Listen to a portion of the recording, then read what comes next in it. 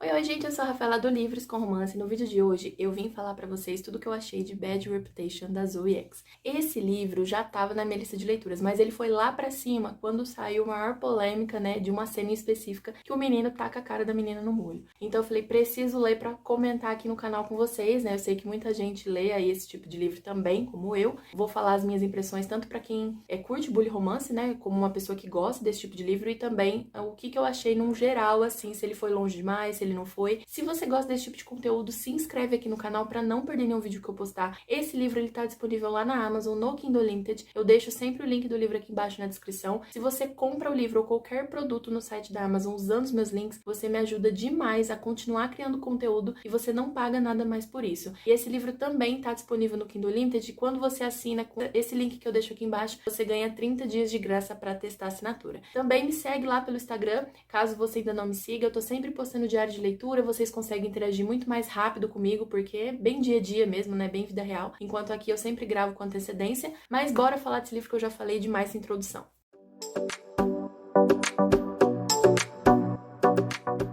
Se você não leu Bad Prince, pode ficar tranquila que você pode ler esse livro de forma independente, apesar de que os personagens, os protagonistas aparecem em algumas cenas aqui. São livros distintos, são livros escritos no mesmo universo literário ali da Faculdade Prince, mas em períodos diferentes, com personagens diferentes. Então, apesar da aparição da Scarlett e do Conrad nesse livro, ainda assim você pode ler esse livro e depois ir ler Bad Prince, ou enfim, nem ler se você não quiser. Eu acho interessante fazer a leitura, eu gostei de reencontrar com esses personagens, então pra quem já leu vai ser legal, né? E pra quem não leu não vai fazer grande diferença. Mas aqui nesse livro a gente tem a Winnie. Esse livro vai intercalar entre presente e passado, porque a Winnie namorava com o Caleb faleceu, e aí a gente não sabe, gente, o que aconteceu que esse menino morreu. Foi ali uma cena meio que trágica, ela na beira do rio e um monte de polícia em volta, e todo mundo passou a odiar a Winnie. Então ela estuda numa faculdade ali de Prince, a mãe dela não tem dinheiro, não tem condições, e elas viviam só as duas. Ela passa a maior parte da semana na faculdade, de final de semana ela vai visitar a mãe. A Winnie, ela sofre muito porque ela tá ali se esforçando, dando duro pra ter uma vida melhor, mas ela sofre muito bullying. E o bullying vem principalmente do melhor amigo desse menino que morreu e da irmã dele, né, porque eles culpam ela pela morte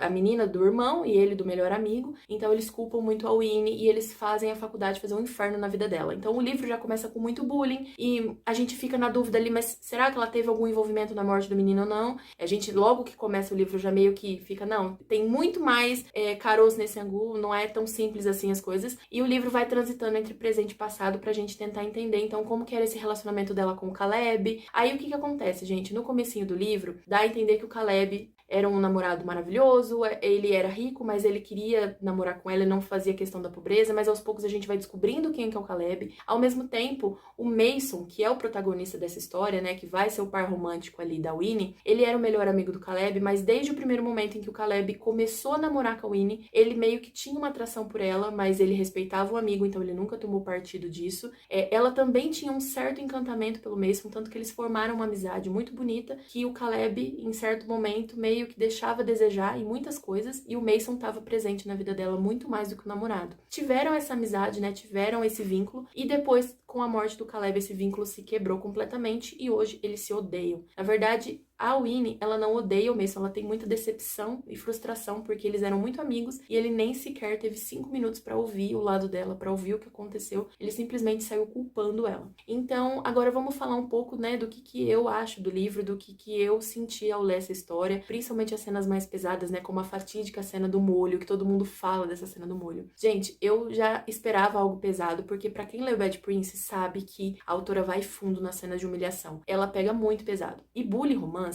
na minha concepção, tá?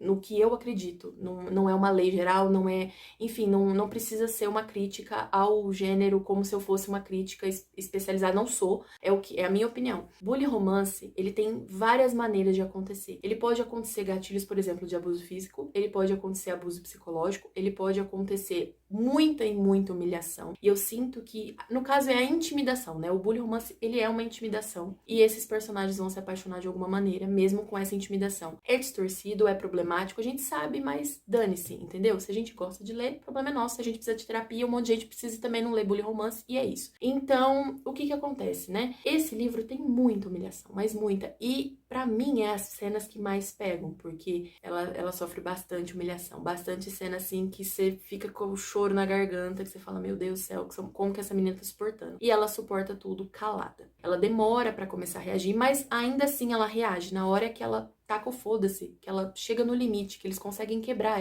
ela começa a revidar e ela começa a responder à altura, sabe? Então, eu gostei muito dessa reação dela quando veio. Eu gostei muito dela, dessa nova Winnie, da forma como ela começou a reagir às coisas. A Bárbara foi um inferno na Terra. Essa irmã desse Caleb que morreu, gente, essa menina é insuportável. É uma das personagens mais odiosas de todos os livros que eu já li. Eu tinha muito ódio dela. E eu sei que é até errado eu falar dessa forma, porque é aquela questão, por que a gente odeia muito mais uma mulher do que um homem? Por que existe tanta essa rivalidade feminina? Não que no livro seja tão presente isso, porque assim, existe muita rivalidade pela Bárbara, que a Bárbara compete muito ali com a Winnie, de certa forma, pela atenção, pelas coisas, mas a Winnie tá cagando pra Bárbara, ela só quer paz, ela não quer rivalizar com ninguém. Ela faz alguns momentos uma coisa ou outra, tipo, pra cutucar, porque ela sabe que vai doer na Bárbara, mas não de fato porque ela quer competir com ela. O porquê que eu odiei tanto a Bárbara, sabe? Sendo que o Mason também tinha tanta culpa no cartório e deixou a Bárbara fazer tantas coisas que ela quis fazer e ele deixou, tipo, ele foi omisso. Então, o meu ódio maior em relação ao Mason era essa omissão, era essa covardia, porque eles eram amigos. A Bárbara não era amiga nenhuma, né, da Winnie. Era o irmão dela que morreu, ela culpou a menina pela morte do irmão. Então eu entendo o ódio da Bárbara, mas assim, ela vai longe demais, sabe? Ela chega num ponto onde deseja a morte da menina e isso por vários capítulos, você vê que tudo que ela fala é com extremo ódio. Então assim, era preocupante demais, sabe? Era absurdo as coisas que ela falava da Winnie. E isso me incomodava muito. Porém, o Mason, apesar de ele intimidar, fazer coisas com ela e de enfiar a cara dela no molho, ainda assim, ele demonstrava preocupação. Quer dizer que isso é certo? Não, porque é contraditório. Como que você enfia a cara da menina num molho quente? Que aí vamos entrar nesse assunto do molho quente, né? Que eu tô falando desse molho quente, já falei umas 2 vezes e não entrei a fundo nessa cena. Essa cena é complicada porque não foi simplesmente pegar a cara da menina e enfiar numa panela. É óbvio que essa panela estava quente, né? Você não coloca uma panela de molho de macarrão para servir num refeitório sem estar quente. Então é estranho que ela não tenha saído com a cara toda queimada dali. Inclusive, na hora que acontece, ela fala: estava quente, mas eu dei sorte que eu não me queimei. Então é contraditório porque é meio que irreal isso ter acontecido. Depois dessa cena do molho, gente, eu praticamente falei: não, ele não tem redenção para mim. Né? O Mason não tem redenção de forma alguma, ela não vai conseguir fazer eles mostrar esse arrependimento. Ele é fofo em alguns momentos, né? Em várias situações ali você vê o quanto ele gosta dela, o quanto ele era apegado, ele tinha essa atração, ele tinha essa preocupação, se demonstrava às vezes muito mais um namorado do que o próprio Caleb. Você vê o quanto ele gosta dela, só que ele aceitar tudo e fazer tudo isso por simplesmente não ter ouvido, sabe? O menino morreu, mas escuta a menina, o que aconteceu, sabe? Pergunta. Como que não pergunta, gente? Como que não se fala? Tipo, só chega e começa a atacar a outra pessoa?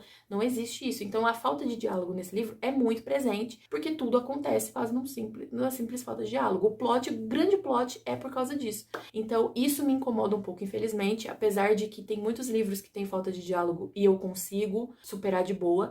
Nessa situação aqui me incomodou demais, porque aconteciam coisas e essa menina nunca conseguia explicar o lado dela e era muito difícil acompanhar tudo isso. Mas o Mason, ele vai fazendo coisas ali pra tentar se redimir. Só que qual que é a questão? A Zoe X, ela vai fundo